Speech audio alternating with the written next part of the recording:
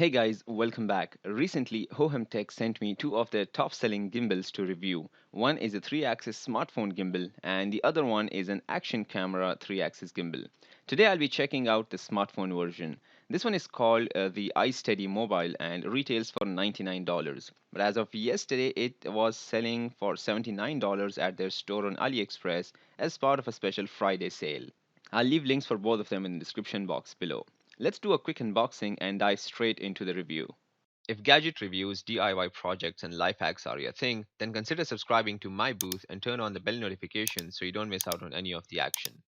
Inside the box, we have a soft case which doesn't come with a lanyard or a strap but does have a loop to attach one to it. Inside the case, we have the gimbal, a small tripod, a micro USB charging cable, a user manual, and a QR code to their YouTube channel where you can watch some basic tutorials. Now, this is your basic 3-axis smartphone gimbal, which, other than stabilizing your phone, also comes with its own smartphone application which you can use to access the advanced features when paired with your phone. Let me walk you through the structure first. It has a universal phone holder which can pretty much fit any phone, and it's the type that stretches so you don't have to loosen or tighten any screws. The handle is pretty thick and it also has this leathery finish on the bottom for a nice firm grip. It houses the control panel with a joystick and a couple of buttons which I'll come to later. On the bottom, there is a standard tripod mount screw hole, and on the left side, we have a micro USB port for charging the gimbal and another USB port from which you can charge your phone from the gimbal, so it also doubles as a power bank. Additionally, there is another tripod mount spot over here, which is super handy when you want to mount the gimbal in a horizontal position, and there is one more spot on the phone holder in case you want to mount a microphone, I guess. Once the phone is mounted, you can check for horizontal balance. If your phone is falling to one side, you can simply loosen the screw on the back arm and pull it out a little until the phone is balanced, and then tighten it again. Hold the power button for about 3 seconds until the blue LED lights up and it jumps to life. At this point, you can simply pull up the phone's camera and start using the gimbal. It does a fantastic job at keeping the phone stable, which it is meant to do. I made two videos, one with just the phone and the second with the phone mounted in the gimbal, and the video included a little bit of walking, jogging, jumping, climbing upstairs, so it's a good comparison in my opinion.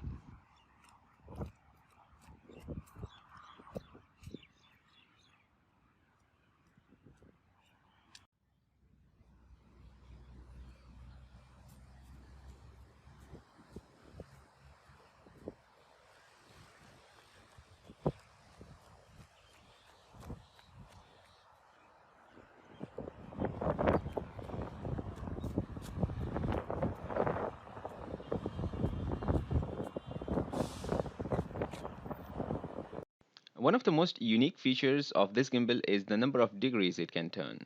Unlike the standard gimbals, this thing can pan 640 degrees as compared to 320 on most of the models out there. It also tilts 320 degrees, and even the roll motor can do a 320. So far, there is no wobbling or shaking. Coming to the control panel, some of the buttons can be used without the need to connect it to your phone, like the joystick and the different modes. If you look next to the mode button, you can see a series of alphabets with a different number of dots next to each one of them. This indicates the number of times you have to press the mode button to activate the different modes. When you switch it on, it is always on pan follow mode. It is indicated by the green light blinking once continuously. In this, basically, the roll motor and the tilt motor are locked and the pan is on follow. So the phone will follow you when you turn sideways, as you can see. When you press the mode button twice, the LED starts blinking twice and it goes into pan tilt follow, where the roll motor will stay locked and the phone will follow you when you turn sideways or tilt up and down. Press the mode button 3 times and the LED starts blinking thrice and it will go into all locked mode where the phone will stay locked in one position no matter where you move the handle. You can, however, still use the joystick to reposition the phone if you want. And finally, pressing the button 4 times activates the all follow mode where the phone will follow you in every direction. And this time the mode button is blinking once but slowly. Different modes are useful for different situations. Now let's go ahead and connect it to the app. Before I do that, let me also tell you that you can use the gimbal with the phone in portrait orientation simply by twisting the holder with a little bit of force. No loosening or tightening screws required here either. The app is called Hohem Studio and is available on App Store and Google Play for free. I'm going to be testing it with my iPhone 10. Now with your Bluetooth turned on, simply launch the application, select the device, which is iSteady Mobile in this case, and connect to it. Another screen will appear for a short period of time, which shows the gimbal and a remote control. Now, I thought the remote can be selected if I want to operate the gimbal from a phone while another phone is mounted on it, but it doesn't allow me to select it at all. It automatically selects the gimbal feature and the camera launches. Once the phone is connected, the Bluetooth light will turn solid. Now you can use all the controls on the control panel. For example, you can use this knob to zoom in and out.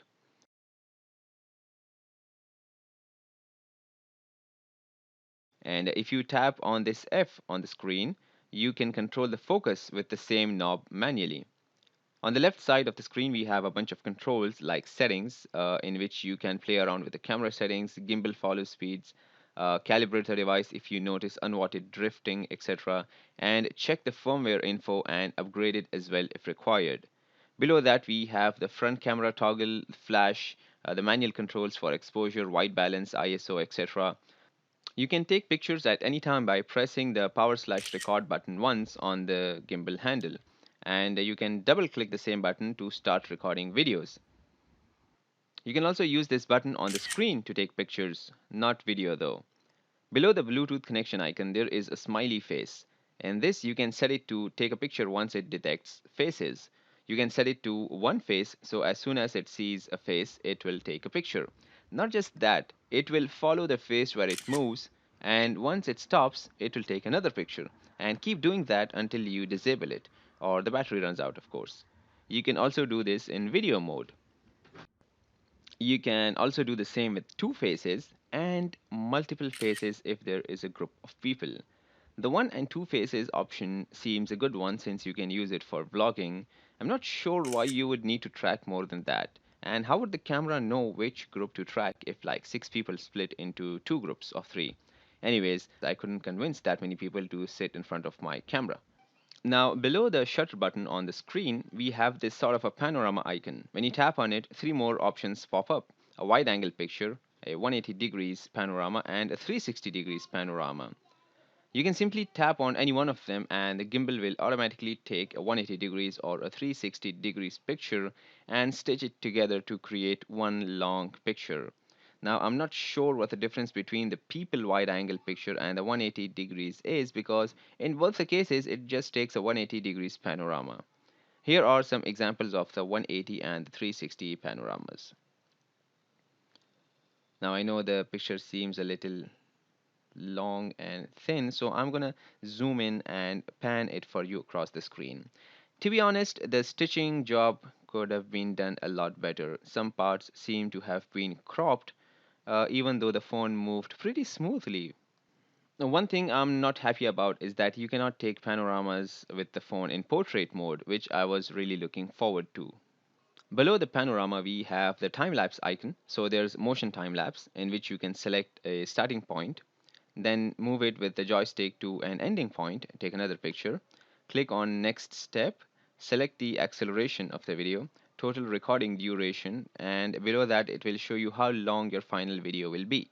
Once you're good, press start and it will move to its starting position and then slowly drift towards the ending point while recording a time-lapse video. Like this. It's not very smooth, I have to say. It's sort of moved fast and slow at different points, but not bad either. By the way, you can select more than 2 points. Now, the next feature is Tracklapse, and this is the first of its kind in a gimbal. In this, you can set it to detect and follow a face or an object simply by pressing on this object tracking icon and dragging your finger across the screen to select an object, and then press record. Now, it is perfect for those times when you're working with a white space, for example, painting a mural, and want to record a time lapse and don't have a wide angle camera.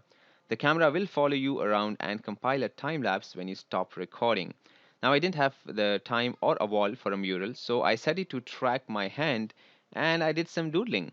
And to be honest, it wasn't that bad. The battery is a massive 4000 milliamp hours, which can take about 4 hours to charge, which is surprising. I was using an iPad charger with a generic micro USB cable. I think I should have used the one that came with it. But the good thing is it can work up to 12 hours and also charge your phone if required. And another great thing is that it doesn't drain the phone battery that much.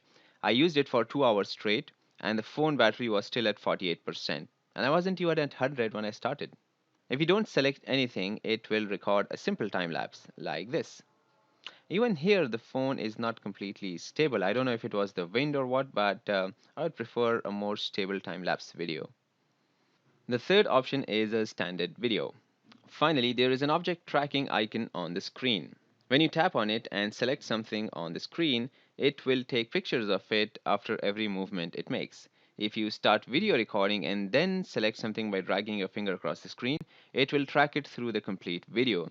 And the tracking is actually pretty good. Out of the three big gimbals I have reviewed so far, I'll give it second place after Dobo Triggeed. So basically, it has face tracking and object tracking, which is perfect if you're into content creation for YouTube or other platforms. That's pretty much all about shooting. You can access the gallery at any time from here, and it will display all your pictures from the phone as well. Similarly, any picture or video you make here is automatically saved in your phone gallery directly, so you don't have to download it from the app. They've also built in quite a lot of editing options for pictures, like portrait touch up, filters, manual editions, and even magazine front page templates, which is pretty fun to play around with. All in all, for $80, it is a decent gadget. The build quality is very good, control panel is comprehensive and not complicated to use, has some unique features like the 640 degrees pan and Tracklapse. Throughout my week of testing, there were moments where it would start drifting for no reason and I had to recalibrate it once. The application is good, but I think it can use some refining. Tracking is nice, motion time-lapse and panoramas can use a lot of improvement. Inbuilt picture editing is quite nice. Battery life is amazing and it also doubles as a power bank. It can support almost any sized phone and can record in landscape and portrait orientation. So, yeah, it's not a bad deal. I'll leave a link for it in the description box below in case you want to check it out. That's it for now, guys. If you enjoyed this video, please hit that like button below and subscribe to my booth for more gadget reviews, life hacks, and facts. You can also follow me on Instagram, Facebook, Twitter, and Instructables. All the links are in the description box below. Click on the thumbnails to watch my other videos or check out my YouTube channel for more. And as always, thanks for watching.